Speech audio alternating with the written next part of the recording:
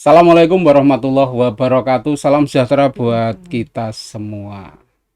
Alhamdulillah saat bersama kita Ibu Rini. Selamat Semangat pagi. pagi. Semangat pagi, selamat pagi. Sehat Ibu Rini? Sehat, alhamdulillah. Alhamdulillah.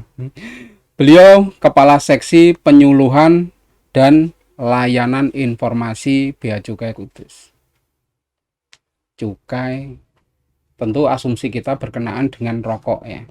Karena beberapa kali berita menyebutkan penindakan atas rokok ilegal. Namun apa toh sebenarnya tugas pokok dan fungsi dari Bea Cukai Kudus khususnya, atau mungkin secara keseluruhan? Ya. Monggo Ibu Rini bisa Ya. disampaikan Ya. kepada masyarakat. Ya, terima kasih Mas Erwin. Jadi memang kalau di Bea Cukai Kudus ya, Bea Cukai Kudus itu identiknya dengan cukai karena juga penerimaan yang terbesar di sektor cukai. Namun sebenarnya tugas fungsi dari Bea Cukai secara umum itu ada di bidang kepabeanan dan juga cukai. Nah, secara umum ini tugas fungsi Bea Cukai yang pertama adalah sebagai trade fasilitator atau sebagai untuk memfasilitasi industri. Ini contohnya ya di Kudus, di Bea Cukai Kudus itu memfasilitasi untuk adanya kawasan berikat. Kawasan berikat. Ya, kawasan berikat di Jepara itu banyak, di Kudus juga ada. Ini memberikan fasilitasi pembebasan bea masuk dan PPN. Nanti barangnya adalah untuk orientasi ekspor. Kemudian yang kedua sebagai industrial assistant. Kemudian yang ketiga sebagai community protector atau untuk melindungi masyarakat. Jadi Bea Cukai ini selain menangani cukai, ini sebagai di perbatasan ya, di perbatasan masuk negara. Jadi tugasnya di bandara, pelabuhan. Nah, nanti mengecek barang-barang yang akan masuk ke Indonesia. Untuk barang-barang yang berbahaya itu langsung kita cegah ya, seperti narkoba, kemudian barang-barang yang lain yang berbahaya itu tidak boleh masuk ke Indonesia. Kemudian yang keempat adalah sebagai revenue collector atau sebagai pemungut penerimaan negara. Nah, ini kaitannya sama cukai. Ya. Cukai adalah salah satu sebagai unsur penerimaan negara. Nah, nanti kaitannya sama rokok karena cukai dikenakan terhadap rokok. Salah satunya. Salah satunya ya. Ya, seperti itu Mas Erwin. Nah, ketika bicara kedatangan barang yang kemungkinan berbahaya, termasuk barang mewah itu Bu ya. Nah, itu iya ya.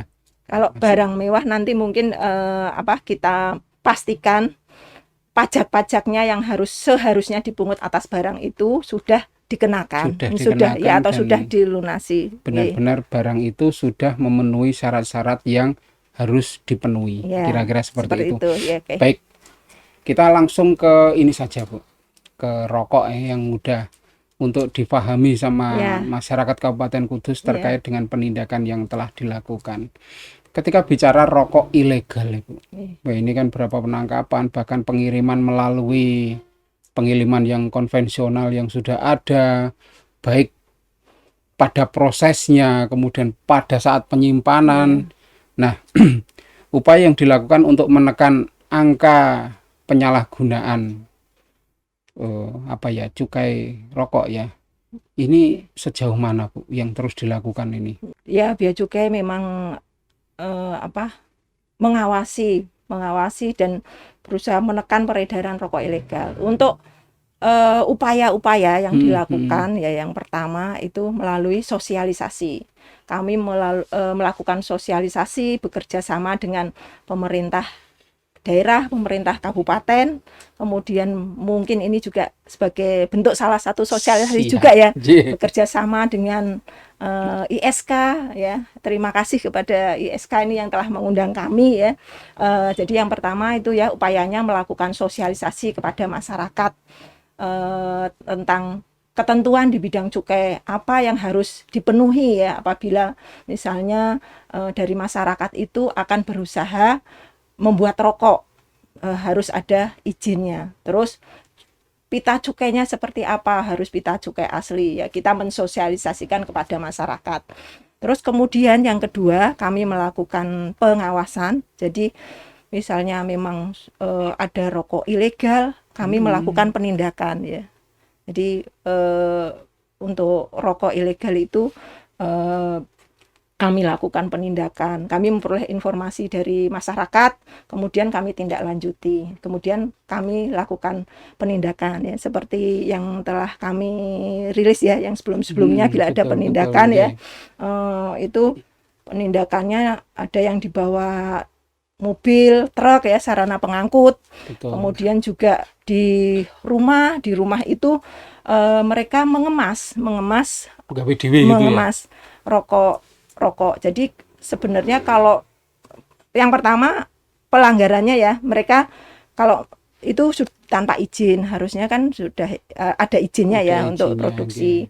Nah, kalaupun misalnya itu sudah dianggapnya keluar dari pabrik, belum berpita cukai, dan nantinya setelah dikemas itu juga kebanyakan tidak berpita cukai atau pita cukainya palsu. Ya. Jadi itu kami melakukan penindakan terhadap rokok-rokok ilegal itu. So begini Ibu, ketika kemudian masyarakat melihat, mencurigai atau wah ini jangan-jangan itu mereka sing lapor itu dilindungi ora Bu, terus laporin neng ndi Bu, untuk menyampaikan itu, untuk bekerja sama dengan pihak cukai gitu. Iya, kami juga berterima kasih nih kepada masyarakat selama ini kerjasama menginformasikan juga misalnya ada rokok ilegal ya. Untuk identitas pelapor itu kami rahasiakan, kami jamin ya rahasianya ya. Ya. Untuk ya. Bila ada masyarakat mengetahui tentang peredaran rokok ilegal, dugaan rokok ilegal, silahkan lapor kepada kami ke Bea Cukai Kudus. Langsung itu identitas pelapor dirahasiakan. Identitas pelapor dirahasiakan dan pihak Bea Cukai Kudus terus melakukan upaya-upaya. Tentu saja bekerja sama dengan beberapa pihak Bu Ada polisi, ada Satpol PP, ada banyak gitu. Tupoksi di Satpol PP juga ada yang menyangkut itu Jadi ketika ada temuan-temuan walaupun di warung mana dan jumlahnya juga tidak begitu banyak, tentu itu langsung berkoordinasi dengan pihak Bea dan Cukai. Betul Mas Erwin. Ibu, 30 triliun ya Kudus targetnya ya. Wah, kepol. Iya. Karena Kudus memang sangat luar biasa. Kemudian Ibu, ini yang rodok riskan ini. Walaupun masyarakat juga sangat jarang untuk menyelikuri ya Bu, apakah pita cukai ini palsu atau tidak palsu. Mungkin ada masukan atau sekedar memberikan sebuah gambaran nih Bu terkait pita cukai ini Bu. Tadi benar sekali ya, sebelumnya yang penerimaan cukai ya tahun ini malah 36 triliun targetnya ya. Kudus kan sebagai kota kretek ya, ini penerimaan cukainya memang ditarget tinggi ya. Tahun ini 36 triliun untuk target penerimaan Bea Cukai Kudus. Nah, untuk masyarakat bagaimana sih ini cara mendeteksi pita cukai ya? Betul. Beli rokok ini pita cukainya kok kayak palsu. Ya. Asli apa palsu ini? Apa aspal ya. Jadi kalau dari masyarakat mungkin secara umum itu bisa mendeteksi dengan 3 cara ya. Yang pertama sebenarnya dengan secara kasat mata itu bisa. Kemudian dengan kaca pembesar dan juga dengan lampu ultraviolet yang biasa kayak uang itu ya, biasa untuk melihat uang itu ya. Untuk uang. Kalau dengan kasat mata itu kita lihat dari cetakannya itu nanti terlihat berbeda dibandingkan dengan pita cukai palsu ya, lebih jelas. kemudian dari kertasnya. Kertasnya itu sebenarnya tidak kertas polos, tapi kertas dasarnya itu ada semacam apa ya, pita-pita kecil, serat-serat kecil berwarna pink, berwarna merah muda. Dan itu bisa dilihat di ultraviolet itu ya. Dengan kasat mata pun dengan bisa. kasat Ya, mata bisa ya. ya. Oh, baik. Terus nanti agak digoyang-goyang ke arah sinar itu nanti akan kelihatan hologramnya ya. Jadi memang untuk pita cukai itu kan seperti uang ya. Jadi ada tanda-tanda pengamannya, hologramnya. Nanti hologramnya itu bentuknya seperti apa dan itu rumit ya, susah ditiru gitu ya, susah ditiru. Betul. Kemudian tiap tahun itu juga warnanya, terus desain gambarnya. Kalau tahun ini desainnya itu mengambil tema burung endemik Indonesia. Jadi nanti bisa dilihat tuh gambarnya burung gitu. Kalau yang tahun lalu itu biota laut gitu. Jadi dari desain pun berbeda. Jadi secara kasat mata seperti itu, dari cetakannya jelas, terus ada hologramnya, digoyang-goyang ke arah cahaya itu akan kelihatan hologram. Kemudian bisa juga dengan kaca pembesar. Nah, ini dengan kaca pembesar nantinya akan kelihatan tuh, lebih kelihatan dari hologramnya. Hologramnya ada tanda apa, segi 5 itu ya, segi 5 itu logo ya, cukai itu ya, warna putih. Terus nanti akan kelihatan bea cukai RI tahun 2022 itu nanti kelihatan di kaca pembesar. Kemudian nanti di situ kan ada gambar Garuda Pancasila, terus tarifnya, terus harga jualnya. Jadi informasi-informasi di pita cukai itu akan lebih terlihat ya dengan kaca pembesar. Ya. Terus yang ketiga bisa menggunakan lampu ultraviolet ya, ultraviolet itu. Nah, kalau ini lebih gampang lagi dengan lampu ultraviolet itu. Jadi kalau kertas biasa itu kan disinari lampu kan langsung berpendar semua warna biru. Betul, gitu ya. Nah, kalau kertas pita cukai nanti yang berpendarnya itu sebagian. Terus nanti dari hologramnya jelas kelihatan. Kemudian juga yang serat-serat yang tadi itu, yang kertas dasarnya itu lebih terlihat. Ya. Nanti akan beda sekali. Nah, misalnya ini Bapak Ibu membeli rokok, kok harganya murah ya 5.000, tapi ada pita cukainya. Dibandingkan saja, misal harga yang biasa beli padahal harganya 15.000 apa 20.000 ya. 20.000 ya. Pita cukainya kalau dibandingkan, wah itu nanti akan terlihat sekali. Seperti itu. Luar biasa, sedulur ISK. Jadi ada 3 hal, bisa dilihat secara fisik, kemudian bisa dilihat melalui kaca pembesar, karena dengan kaca pembesar akan jauh lebih jelas itu, cetakan yang blobor, pora, dan seterusnya. Ya, kemudian hologramnya, dan seterusnya. Kemudian yang ketiga menggunakan sinar ultraviolet, seperti ketika kita melihat mata uang, kertas itu. Atau kalau bertemu dengan yang diduga racetho soalnya regane luwih murah, bisa dibandingkan dengan yang beredar pada umumnya. Itu salah satu cara untuk mengetahui pita cukai ini palsu atau asli. Begitu Bu J. Jadi Mas Erwin. Peran serta masyarakat, peran serta aktif, kemudian kepedulian ini sangat berperan penting untuk kita bersama, sebab di Kabupaten Kudus khususnya ya beberapa kali terjadi penangkapan ya Bu, atau apa ya jenengnya, pengamanan, penangkapan atau walaupun penindakan, tepatnya penindakan, walaupun kadang TKP itu kan tidak berada di Kudus, tapi kebetulan rilisnya ada di Kudus ya. Kalau wilayah dari Bea Cukai Kudus itu meliputi mana saja, atau Kudus tok gitu, atau Kudus mengikuti eks Karisidenan Pati atau pripun ini? Jadi wilayah pengawasannya memang eks Karisidenan Pati. Eks Karisidenan Pati. Plaka ya? Ya. Dari Blora, Rembang, Pati, Kudus dan Jepara. Wilayah pengawasannya. Gerobokan tidak. Grobogan tidak ya. Ya. Dari Blora, Rembang, Pati, Kudus, Jepara. Jepara. Okay.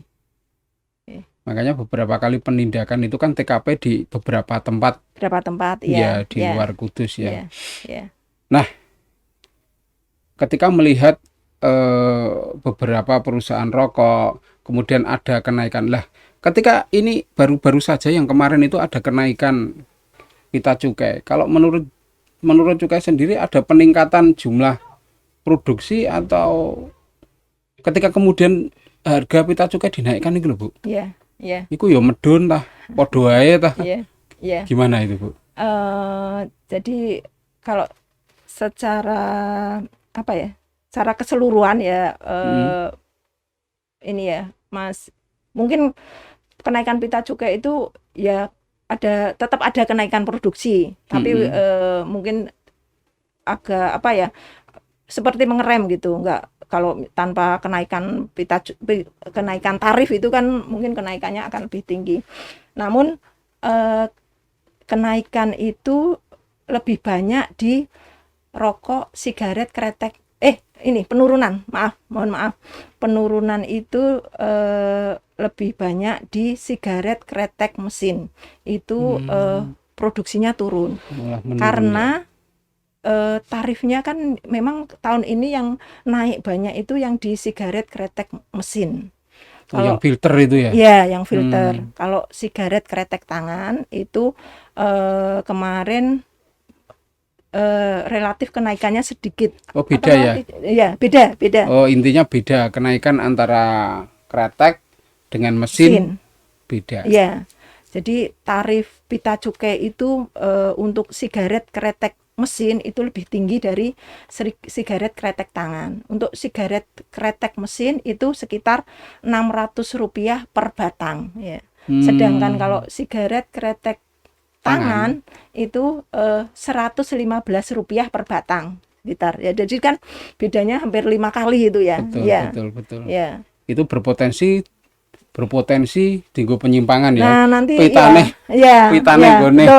Ini kretek dipasang nenggone itu. Ya. Mungkin kita ada temuan yang itu ya. Ada pada saat penindakan itu. Ya, itu namanya apa? Salah peruntukan untuk sigaret kretek tangan ditempel. Yang penting ditebus juga. Tapi terus dipasang nenggone itu. Ibu. Lah iki sekalian. Untuk cakupan di samping terkait dengan rokok ya, saya dengar ya mungkin ini akan menjadi tema yang akan datang ya.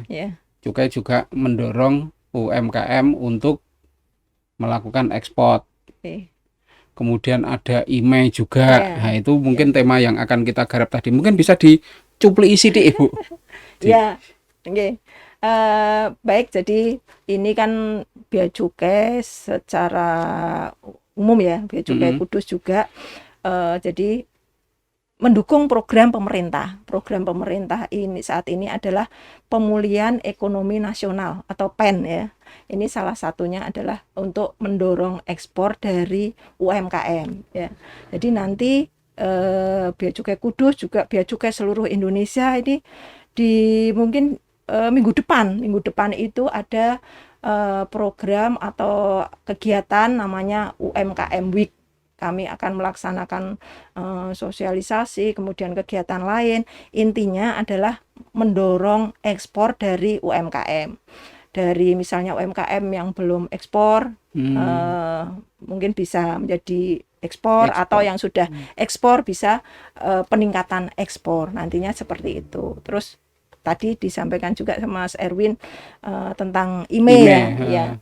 Jadi memang akhir-akhir ini di Bea Cukai Kudus itu banyak dari masyarakat untuk mendaftarkan IMEI-nya ya. IMEI dari perangkat handphone, tab gitu ya, yang dibawa dari luar negeri ya. Nanti Bapak Ibu itu kalau misalnya bawa HP dari luar negeri, bawa perangkat telekomunikasi dari luar negeri itu ya, nanti kalau di Indonesia itu tidak bisa digunakan sebelum didaftarkan IMEI-nya. Jadi nanti ya saya menghimbau juga nih kepada masyarakat nanti kalau pendaftaran IMEI-nya sebenarnya bisa pada waktu kedatangan di bandara Di gitu ya, bandara, bisa ya. daftarkan. Tapi bila belum didaftarkan, nanti bisa didaftarkan di Bea Cukai Kudus. Salah satunya Kudus atau wilayah masing-masing ya. Ya, Wilayah bisa, masing-masing. bisa. Oke. Luar biasa ini. Ya, Ini merupakan sosialisasi yang sangat memberikan inspirasi lur, mencerdaskan. Jadi yang dikenal Bea Cukai ini hanya penindakan tok, tapi ternyata banyak hal yang dilakukan oleh beliau-beliau ini. Dan mohon izin Ibu, saya ambil kesimpulan sedikit ya. Saya simpulkan dari yang pertama adalah penindakan yang dilakukan oleh Bapak Ibu di Bea Cukai Kudus ini terus dilakukan agar supaya menekan angka pertumbuhan dari rokok-rokok ilegal, salah satunya. Kemudian yang kedua, terkait dengan pita cukai palsu ataupun asli, itu bisa dicek dengan 3 cara, yaitu bisa dilihat secara fisik, kemudian bisa melalui kaca pembesar, bisa juga melalui sinar ultraviolet. Nah, selanjutnya adalah ternyata Bea Cukai juga turut serta dalam program pemerintah, yaitu PEN ya. Ya, untuk Pemulihan Ekonomi Nasional. Ini luar biasa sekali. Monggo Bu Rini kalau mungkin ditambahkan untuk kesimpulan juga atau closing statement agar masyarakat iso digarisbawahi gitu. Ya, Mas Erwin, mungkin saya sedikit menambahkan dari kesimpulan Mas Erwin ya, mengingatkan kembali ini rokok ilegal itu apa ciri-cirinya gitu ya. Jadi kalau rokok ilegal yang pertama itu ini tanpa pita cukai. Tanpa pita cukai itu merupakan jelas ilegal ya, karena tidak membayar pungutan cukai dan pajak-pajak lainnya. Jadi belum memenuhi ketentuan, itu tanpa pita cukai. Kemudian menggunakan pita cukai palsu ya. Jadi pita cukainya nyetak sendiri. Tadi kan sudah disampaikan ya, yang nyetak itu kan sebenarnya kayak uang gitu yang nyetak peruri ya. Betul. Terus jadi itu kalau pita cukai palsu itu nyetak sendiri ya. Kemudian yang ketiga itu yang tadi Mas, salah peruntukan yang tadi disampaikan ya, untuk sigaret kretek ditempel di sigaret mesin. Itu juga kemudian ini juga salah. Ini yang keempat adalah menggunakan pita cukai bekas, itu juga tidak boleh. Ya. Bekas lur. Jadi kalau pita cukai itu ya hanya sekali digunakan, ya, digunakan. Kadang kan coba pitanya jangan sampai rusak gitu, digunakan lagi, itu juga nggak boleh ya.